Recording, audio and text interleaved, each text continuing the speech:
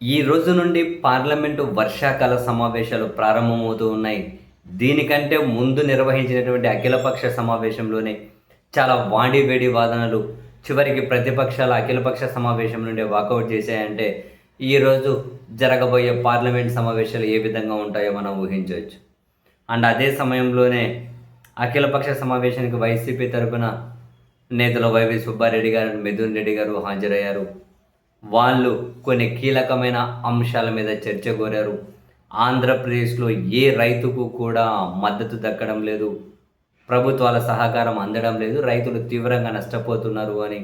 So, Andhra Pradesh రైతులు నష్టపోతున్న అంశం మీద పార్లమెంట్‌లో చర్చించడానికి మాకు అవకాశం ఇవ్వాలి అని కోరిన వైసీపీ, పోలవరాన్ని సకాలంలో పూర్తి చేయాలని, విశాఖ స్టీల్‌ని ప్రైవేటీకరణ చేయొద్దు అని చెప్పి డిమాండ్ చేశారు. అదే సమయంలోనే ప్రజల ఆస్తులను ప్రభుత్వం ప్రైవేట్ వాళ్ళకు గంపగుత్తుగా ఇచ్చేస్తుంది అని, ఆంధ్రప్రదేశ్లో ప్రతిదీ ప్రైవేటీకరణ దిశగా వెళ్తూ ఉంది.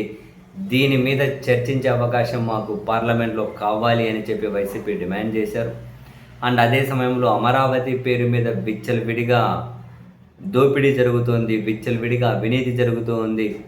మొత్తం అంతా అమరావతిలో కేంద్రీకరించి దోపిడీకి కూడా అదే కేంద్ర బిందువై పాలకుల జేబులు నింపడం కోసం అది ఉపయోగపడుతుంది. సో, దీని మీద పార్లమెంట్లో చర్చించే అవకాశం కావాలి అని కోరిన వైసీపీ, రాష్ట్రంలో పోలీస్ హింస పెరిగిపోతూ ఉంది. చివరికి లాకప్ డెత్ కేసులు కూడా ఆందోళన కలిగిస్తూ ఉన్నాయి. దీని మీద కూడా చర్చించే అవకాశం కావాలి అని చెప్పి వైసీపీ కోరింది. అదే సమయంలో మహిళా రిజర్వేషన్ బిల్లుకు మేమైతే మద్దతు ఇస్తాము అని చెబుతూనే డీలిమిటేషన్ మీద మాత్రం ఖచ్చితంగా వైసీపీ ట్విస్ట్ ఇచ్చినట్లే.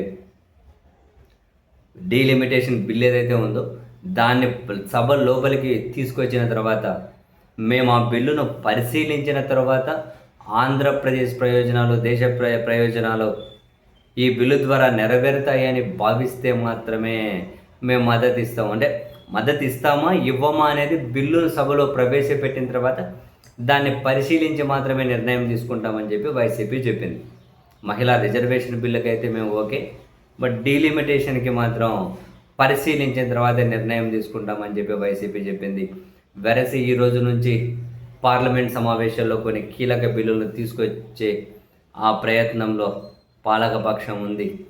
సో, ఆ బిల్లులు ఆమోదింపజేసుకోవాలని చెప్పి రకరకాలుగా పార్టీలను చీల్చేసి ఏవో వాళ్ళ ప్రయత్నాలు మొత్తం మీద. అంటే ఇప్పుడు ఏమున్నాయి, బిల్లులు పాస్ అవ్వడం అంటే అర్థవంతమైన చర్చ కాదు, నంబర్ గేమ్. ఎవరెవరిని బెదిరించాం, ఎవరెవరిని చీల్ చేసాం, ఎవరెవరిని లాగేసుకున్నాం, దీని మీద నడుస్తుంది కదా.